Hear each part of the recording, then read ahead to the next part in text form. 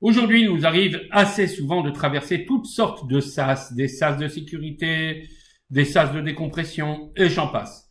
Lorsque l'on va au théâtre, il y a toujours un côté mystérieux avant la levée du rideau. Et lorsque le spectacle a commencé, on se rend compte qu'il y a encore un rideau qui nous sépare du backstage, des loges, des artistes et des coulisses.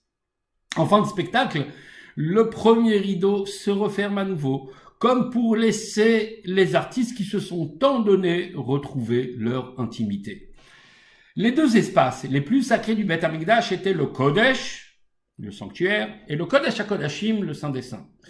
Dans le premier espace, on trouvait la Ménorah, l'autel des encens et la table où l'on dressait 12 pains pour représenter les 12 tribus. Le second espace, le plus sacré, était réservé à l'Arche Sainte.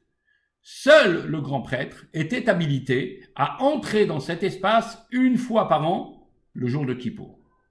La séparation entre les deux espaces a subi quelques mutations au fil de l'histoire. À l'époque du tabernacle, les deux espaces étaient séparés simplement par un rideau.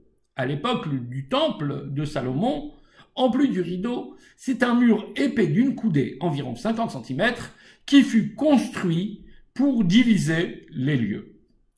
En effet, nous n'étions plus, comme dans le désert, dans une révélation divine éphémère. Il fallait donc bien distinguer les espaces du sacré et du saint des saints. Enfin, au moment de construire le deuxième temple, nos ancêtres avaient un doute quant à la place de ce mur de séparation.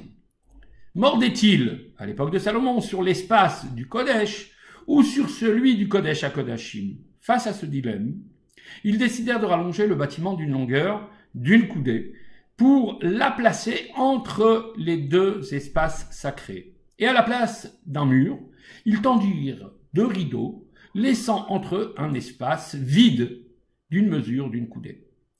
Cet espace était indissociable du temple et les deux rideaux permettaient de créer un espace appelé Dvir par nos sages. Cet espace était indispensable pour accéder au lieu le plus sacré de la création. Car quand bien même auriez-vous atteint le niveau permettant de déambuler dans le sanctuaire, rien ne vous permet, en tant qu'être fini, de pénétrer dans l'autre espace éminemment sacré. Seul le vide que vous ferez en vous pourra vous permettre d'entrevoir l'infini qui se manifeste derrière le voile.